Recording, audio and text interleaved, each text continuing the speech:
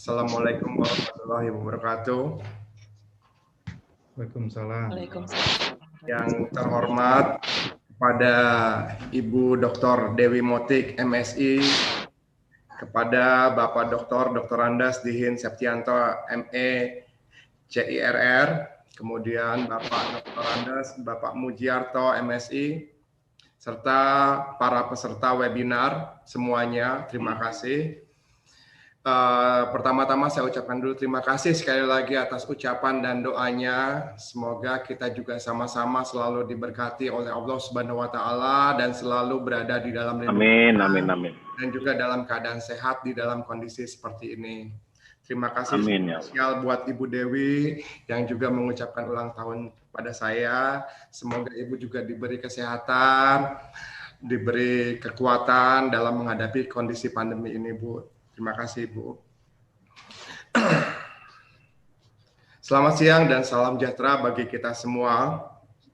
Yang pertama, marilah kita panjatkan puji syukur kehadirat Allah Subhanahu wa taala di mana atas nikmat dan rahmat-Nya yang diberikan kepada kita sehingga di hari ini kita masih diberikan kesehatan untuk dapat mengikuti kegiatan webinar ini.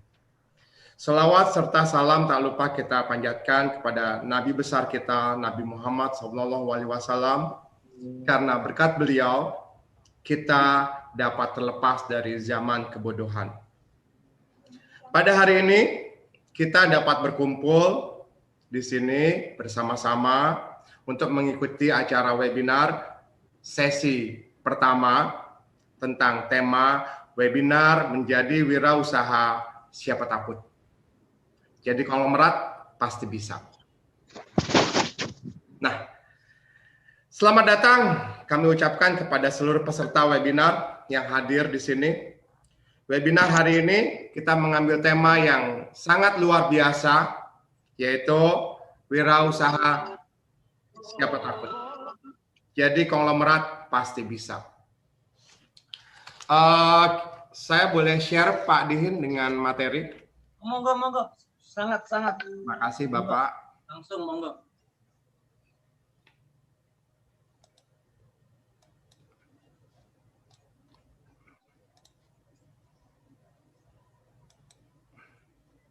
Sudah kelihatan Pak Dihin? Sudah, siap. Oke, makasih. Webinar Wirausaha Muda, Universitas Esa Unggul. Tadi dikatakan bahwa tema kita wirausaha siapa takut. Bagi anak-anak muda, saya rasa ini sering didengarkan kita semuanya. Bahkan di radio, di televisi, di media, bahkan ibu kita pun, Ibu Dewi Motik sering membangkitkan buat para anak-anak muda bagaimana ayo kita menjadi seorang wirausaha. Nah, apalagi bagi anak-anak muda. Tentunya kayak saya, Pak Dihin mungkin, atau mungkin Mas Bugi ya, kita juga sudah terlambat untuk bicara wirausaha muda. Karena usia kita juga sudah tidak seperti anak-anak kuliahan lagi. Sebenarnya kenapa sih nggak dari dulu gitu kita dengar seperti ini? Apalagi kita kenal dengan Ibu Dewi Motik. Kenapa kita kenalnya sekarang? Pada saat kita di sini. Pada saat kita seusia mereka, seusia teman-teman mahasiswa di sini, tentunya kita sudah berbeda nanti kalau kita kenal di awal. Nah, di sini kita lihat sekarang kondisi Indonesia yang saat ini dengan kondisi pandemi. Tentunya kita tahu bersama bahwa dunia kerja saat ini sangat sulit. Tetapi di dalam kesulitan pasti ada kemudahan. Dan tentunya pasti banyak kemudahan-kemudahan yang ada yang timbul dari kesulitan ini. Orang yang bekerja di kantor mungkin sekarang sudah WFH, sudah juga dirumahkan, ada juga yang mendapat penghasilan hanya 50%, bahkan sampai 25%, atau mungkin karena dia harus hadir ke kantor baru dibayar. Nah, itu semua menjadi satu pelajaran buat kita semua. Bahwa seorang karyawan masih tergantung oleh sebuah organisasi yang kita sebut sebagai perusahaan.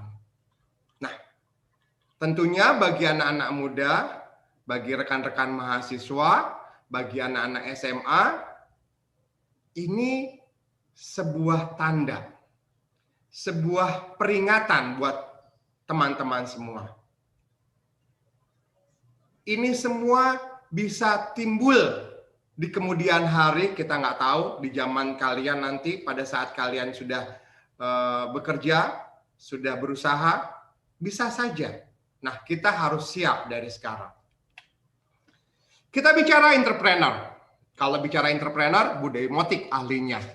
Ya, Ibu yang selalu mendengungkan dari masa mudanya, saya tahu berbicara di televisi, bicara tentang pengusaha, bicara tentang wirausaha, beliau menjadi seorang pakar yang luar biasa. Tepuk tangan Ibu buat Ibu kita.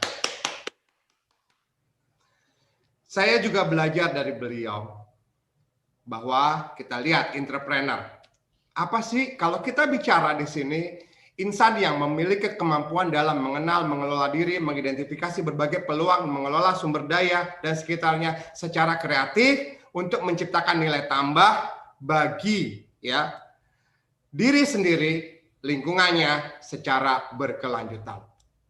Nah, kita tahu berarti kalau kita bisa mengelola sebuah sumber daya, melihat peluang yang ada, secara kreatif kita membuat penciptaan sebuah nilai tambah dari sebuah produk yang berguna bagi lingkungan secara berkelanjutan, itu bisa kita katakan sebagai seorang entrepreneur. Nah, kita lihat posisi Indonesia. Wirausaha Indonesia dan dunia. Ini dari sumber BPS, Kementerian Koperasi dan UMKM. Rasio wirausaha Indonesia 2016 jumlah penduduknya 250 juta orang, baru sekitar 7,8 juta orang, sekitar 3,1% wirausaha Indonesia. Sedangkan kita lihat wirausaha di negara-negara lain, seperti di tetangga kita, Malaysia sudah 5%, Singapura 7%, Cina 10%, Jepang 11%, Amerika Serikat 12%. Berarti kita lihat bahwa negara yang maju berarti sudah memiliki banyak wirausaha muda yang aktif di negaranya. Indonesia saat ini hampir ya 4% ya, baru 3,5%. Nah, ini adalah gambaran umum kewirausahaan Indonesia. Kondisi terkini sosioekonomi di Indonesia. Kita tahu PDB, apa sih laju PDB, pendapatan PDB per kapita dolar per AS dari sumber development indikator tahun 2020 semakin bertambah. Rasio tergantungan kita lihat dari BPS kita di 2030 kita akan ada bonus demografi. Apa itu? Yaitu teman-teman mahasiswa semua menjadi seorang muda yang usia kerja yang siap ya di dunia kerja, siap menciptakan lapangan pekerjaan dan lain sebagainya.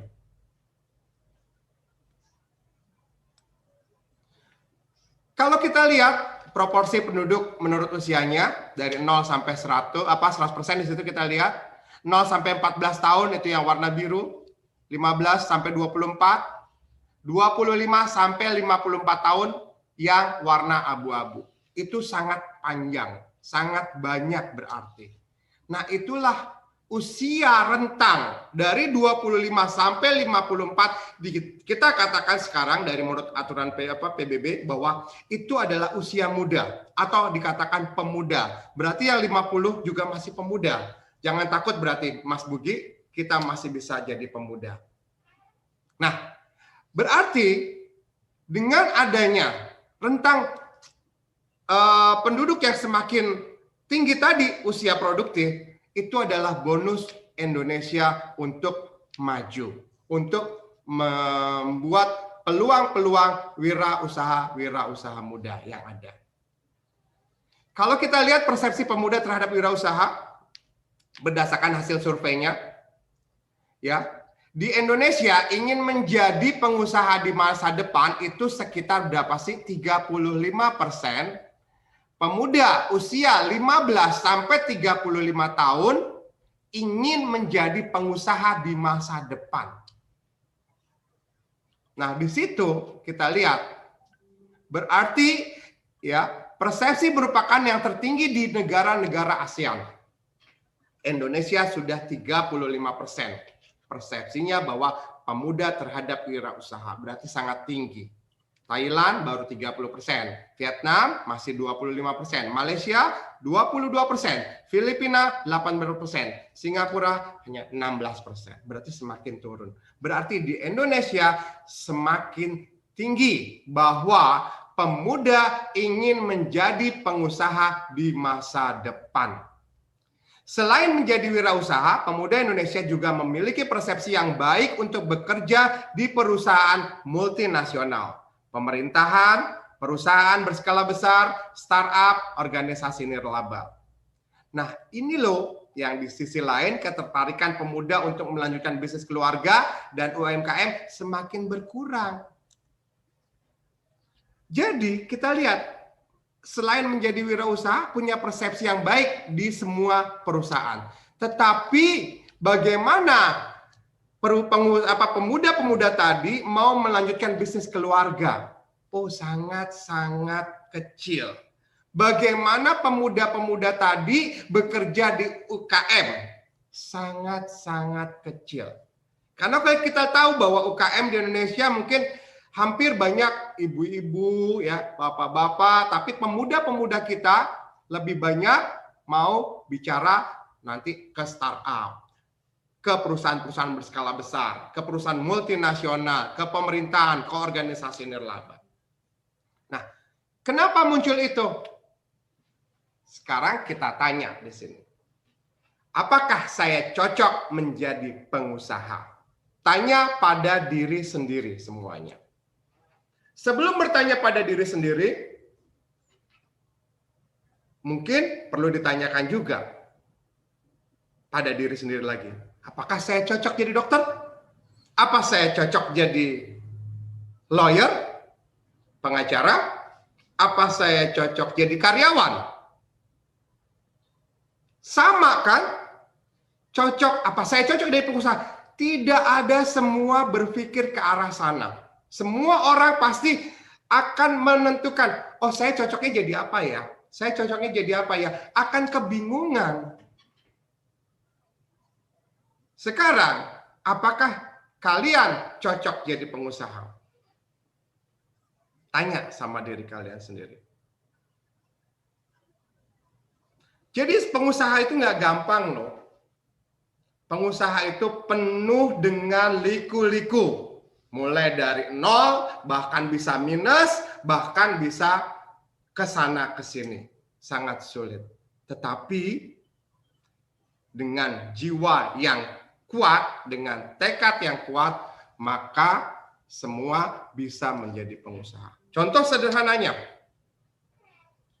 seorang bayi bisa jadi pengusaha? Bisa nggak?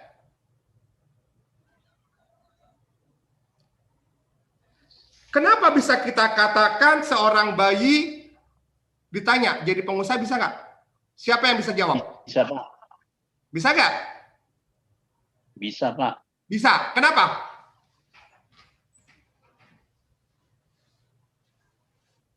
Oke, saya bantu.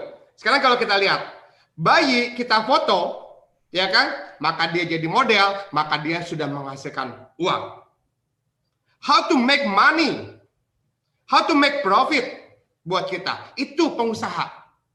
Dengan cara, pokoknya saya mau menghasilkan uang buat saya. Seorang bayi di foto, maka dia jadi model, ya kan? Jadi artis, maka dia sudah menghasilkan uang. Bisa jadi pengusaha. Jadi tidak ada syaratnya jadi pengusaha itu. Seperti karyawan. Harus punya KTP 17 tahun ke atas, harus lulusan S1, S2, S3. Pengusaha ada nggak? Tidak ada syarat seperti itu. Jadi, apakah saya cocok jadi pengusaha? Tanya pada diri kita masing-masing. Sama seperti kita menanyakan kepada diri kita, apakah saya cocok jadi polisi?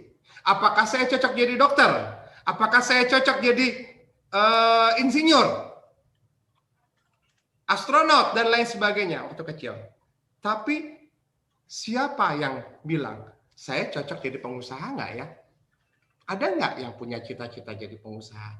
Waktu dari TK ditanya. Pasti ditanyanya, siapa yang mau jadi dokter? Saya, Bu. Siapa yang mau jadi polisi? Saya, Bu. Tapi tidak ada yang jarang yang menyebut, siapa yang mau jadi pengusaha? Nah, itu mindset itu harus ditanamkan di diri kita. Bagi adik-adik sekarang, boleh kalian kuliah mencari ilmu sesuai bidang kalian. Kalian akan menjadi pengusaha sesuai dengan bidang yang kalian tekuni. Itu menjadi lebih powerful. Jadi jangan takut. Jadi pengusaha tidak ada syaratnya. Coba tanya Bu Dewi yang berpengalaman. Bu, ada nggak syaratnya jadi pengusaha? Saya harus S1 kah? Saya harus usia 18 tahun kah? Saya harus beginilah, saya harus punya pengalaman dan sebagainya. Tidak. Jangan takut, tidak ada syaratnya. Semua orang bisa. Kalau kita kumpulkan seluruh dunia ini, ya kan? Kita kumpulkan semua pengusaha di dunia ini, baru sekitar 7%. Masih ada sisanya yang bukan jadi pengusaha. Semua orang juga nggak mungkin jadi pengusaha. Hanya 7% yang ada. 7% itu belum tentu semuanya berhasil. Jadi jangan takut. Peluang-peluang kerja yang lain masih banyak. Nggak mungkin semua orang jadi pengusaha. Hanya orang-orang pilihan yang punya kekuatan, yang punya tekad, yang bisa jadi pengusaha. Bayangkan, dari seluruh dunia ini dikumpulkan hanya 7% loh. Kurang lebih. Nah, itu yang harus menjadi bekal buat kalian bahwa pengusaha tidak ada syaratnya. Sekarang kita lihat di sini. Ada yang kenal dengan diagram ini? Ada employee, ada business owner, ada self-employed, ada investor. Ada di sisi kiri, itu E dan S. Di sisi kanan, B dan I. Kalau kita bicara E dan S di sisi kiri, itu ada orang-orang yang hanya bekerja mencari uang. Artinya apa? Saya kerja mau cari uang, saya kerja cari makan, saya kerja ngumpulin uang. Bekerja dengan kerasnya. Ini orang-orang di sisi dengan otak kiri yang lebih kuat. Kalau B dan I di sisi kanan, itu orang-orang yang punya otak kanan sebelah kanannya lebih kuat. You own a system and people work for you. Money work for you. Jadi kalau kita lihat, tetapi yang terjadi apa sekarang? Kalau kita lihat di televisi. You have a job, karyawan. Self-employed, misalnya you own a job. Siapa? Artis. Ya kan? Dokter. Ya kan? Sama, dia juga bekerja buat uang. Nah, disinilah kita tahu bahwa siapa yang mau di sisi kiri atau di sisi kanan. Siapa yang mau di sisi kiri? Sekarang saya ada di sisi mana ya? Atau misalnya mahasiswa. Siapa mahasiswa? Ya kan? Mahasiswa calon karyawan. Ya kan? Mahasiswa calon karyawan. Berarti dia di sisi kiri. Ada juga business owner, investor di sisi kanan. Kalau kita bicara artis, sekarang di dunia entertain atau dunia pertelevisian, itu artis luar biasa, ya kan? Tapi dia bekerja apa? Buat cari uang. Dia harus kejar tayang, syuting. Untuk kejar sinetron misalnya, dia jadi artis sinetron. Dia harus bekerja keras. Berapa jam dia syuting, maka dia dibayar terus. Sampai akhirnya dia juga kelelahan, capek. Dokter, saya punya sedikit cerita. Saya punya anak, ya kan? Saya waktu istri saya melahirkan, saya ke dokter. Melahirkan anak dengan periksa ke dokter aja misalnya ya. Berapa sekarang? 400.000, 500.000 sekali periksa. Periksa kalau bicara dokter misalnya dia paling bisa menangani 8 pasien, 10 pasien. Kali 500.000 cuma berapa ratus juta rupiah. Berapa rupiah ya kan? Keluar. Kalau dia 1 bulan full, berarti kan dia bekerja terus. Bayangkan, dia harus bekerja untuk make money. Nah, kalau di sisi kanan, lain hal. Siapa yang mau di sisi kiri? Siapa yang mau di sisi kanan? Nanti kita lihat. Contohnya. How money work di sini. Di sisi kiri itu ada 95% orang. Yang sisanya di sisi kanan itu ada 5% orang. Kalau bicara di sini, ya kan, karyawan pasti bekerja untuk orang lain. Karyawan, pegawai. Kalau bicara S, self-employed, Anda bekerja untuk pekerjaan. Ada dokter, ada artis, ada pengacara. Kalau dilihat di sisi kanan yang hanya 5%, itu ada business owner, ada investor. Business owner bekerja untuk Anda. Seperti pemilik perusahaan, pewaralaba, atau terwalaba atau waralaba pribadi. Investor, uang bekerja untuk Anda. Seperti apa?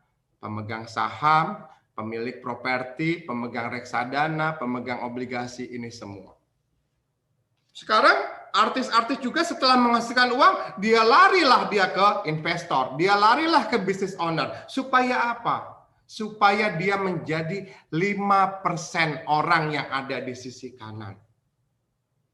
Karena kalau di sisi kiri kita bekerja hanya untuk uang terus, maka kita akan waktunya akan habis, tenaga kita terkuras habis, apa yang terjadi? Tiap bulan kita terima uang, setelah uang gajian kita gunakan buat pengeluaran kita, bulan depannya bekerja lagi dapat uang lagi, buat pengeluaran lagi, seterusnya. Kapan kita menikmati waktu kebebasan kita? Maka dengan business owner, dengan investor, kita bisa berubah. Bagaimana caranya? Jadi pengusaha.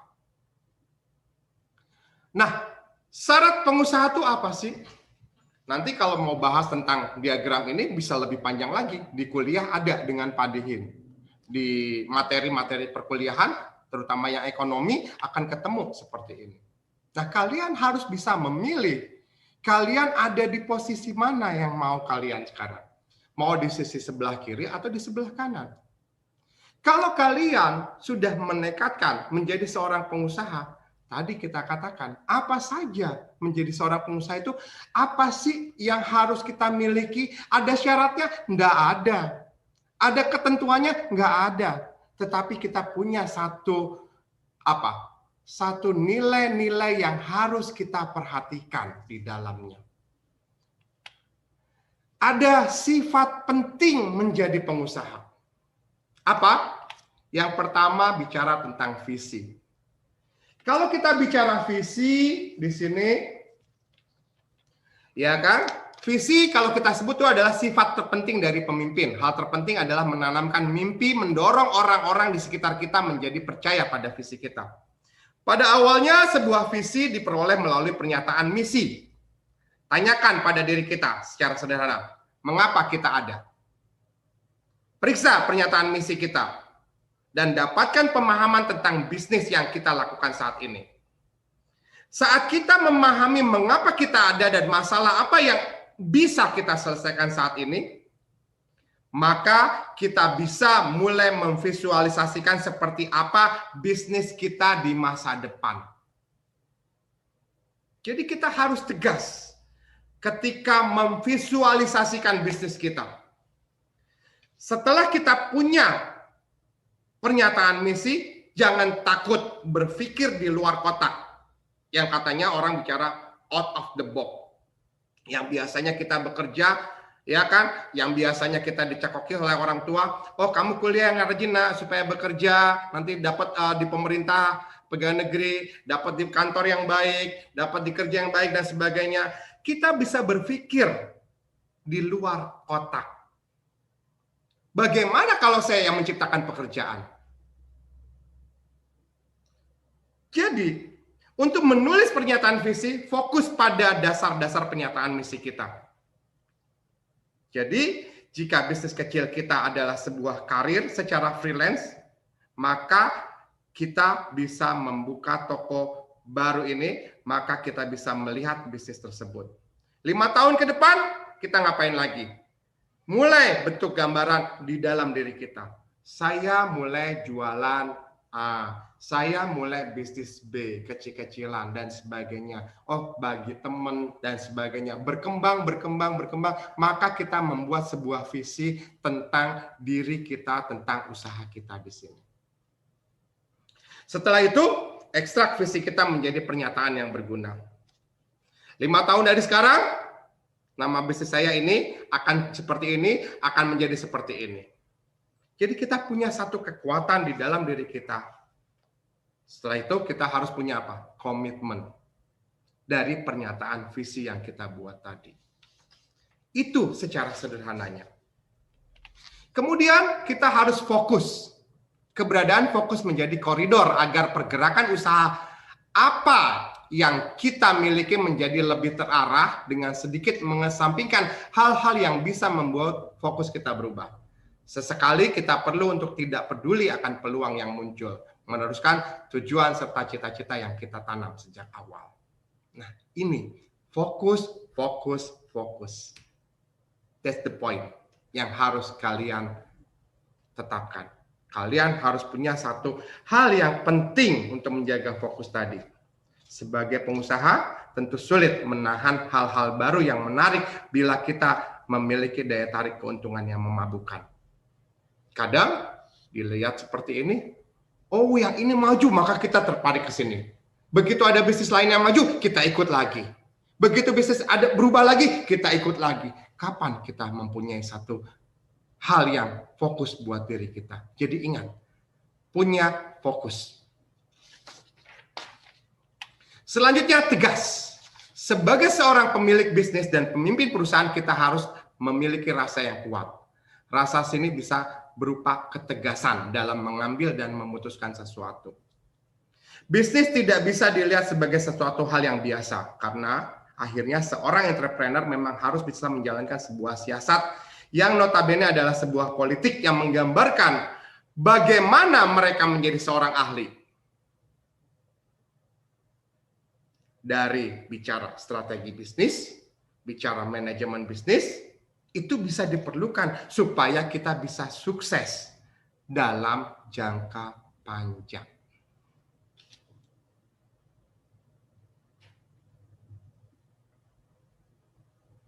Jadi, seorang entrepreneur memiliki sikap yang tegas dalam membuat keputusan untuk bisnisnya, itu hal yang penting, yang harus kalian pahami dan kalian ada di dalam diri kita harus tegas.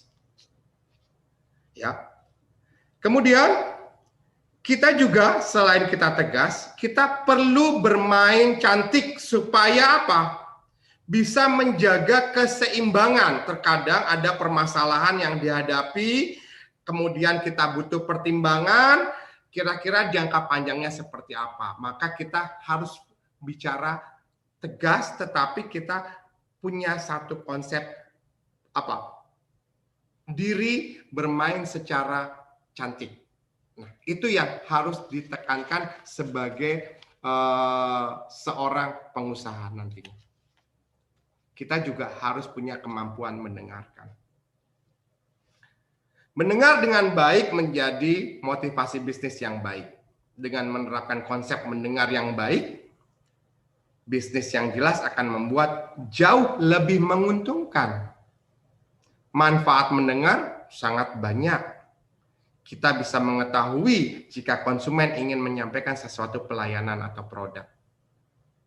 Contoh sederhananya, kamu dengar dari teman-teman kamu sekarang, bisnis ini lagi bagus loh, saya butuh ini loh, saya butuh A loh. Nah, kenapa nggak kita sediakan? Kita mulai mendengar di sekeliling kita, teman-teman kita butuh apa, tetangga kita butuh apa, kita ambil. Dan itu adalah peluang yang kita bisa lakukan. Kita bisa ambil peluang itu menjadi bisnis kita. Jadi kemampuan mendengar itu sangat diperlukan. Bukan artinya kita nguping, kita mendengar keluhan, kita mendengar kebutuhan teman kita, tetangga kita, siapapun yang ada di sekeliling kita.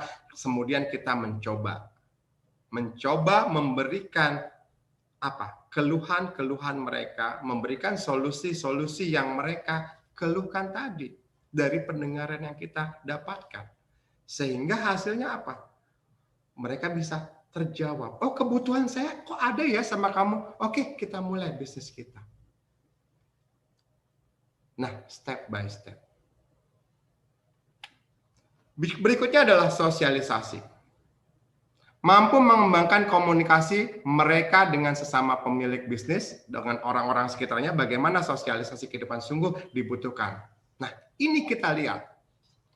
Kamu, ya, para mahasiswa yang ingin mencoba berusaha menjadi seorang pengusaha, harus mampu berkomunikasi. Memang kadang awalnya, ya, kita mengalami kesulitan pada saat kita mau berkomunikasi, mau mensosialisasi. Kamu punya produk baru, kamu malu. Kamu punya satu gagasan baru, kamu malu. Tapi apa yang terjadi? Karena kamu malu, orang lain yang nggak malu, gagasannya lebih muncul duluan. Kamu malu, orang lain yang nggak malu, jualan, maka dia lebih berhasil dari kamu. Hilangkan rasa itu. Kamu bisa melakukan sesuatu yang terbaik buat diri kamu, ya. Jangan anggap malu itu menjadi satu tembok kamu. Kalau bisa tembok itu kamu hilangkan, kamu hancurkan tembok itu, sehingga apa? Kamu punya satu rasa keinginan untuk maju, maka malu itu akan menjadi hilang. Dalam artian malu yang positif loh ya di sini. Malu dagang, malu mengenalkan produk. Sekarang ada teknologi. Ada internet, ada handphone, ada Instagram, ada Facebook, dan sebagainya. Publikasikanlah di sana. Maka banyak orang yang melihat. Setelah orang melihat, dia akan penasaran, bertanya. Setelah bertanya, dia puas, dia mencoba membeli. Setelah mencoba membeli barang satu, bagus, akan beli lagi. Akan repeat order lagi, bahkan dia akan menjadi reseller kalian. Nah, Ari, punten bisa agak dipercepat ya. mungkin waktunya ya Pak ya. Oke. Nah, selanjutnya fleksibel. Fleksibel di sini ya, kemampuan kita harus bicara fleksibel, kemudian bicara dedikasi. Fleksibel dan dedikasi, kita bicara harus punya satu adaptasi. Seperti saat ini, kondisi pandemi. Dari bisnis Pak, berapa jam ya? Berapa menit kita bicara ya Pak ya? Ya, Bu. Saya mau tanya, karena ini kok jadi lama banget jadinya. Siap Bu, makasih Bu. Ya, jadi itu ya. Artinya, nah ini saya punya poin tadi Bapak Ibu. Jadi artinya kita punya poin mulai dari visi, fokus, ketegasan, kemampuan mendengarkan, sosialisasi, fleksibel, dedikasi, berpikir positif. Ini adalah satu poin yang harus diperhatikan di dalam kondisi kita mau jadi pengusaha. Sekali lagi saya ucapkan ini poin yang harus kita perhatikan bersama. Terima kasih sebelumnya dan mohon maaf karena keterbatasan waktu. Saya akhiri kali ini presentasi kami. Jika ada pertanyaan kami persilakan. Silakan. Terima kasih Bu. Wassalamualaikum warahmatullahi wabarakatuh. Waalaikumsalam.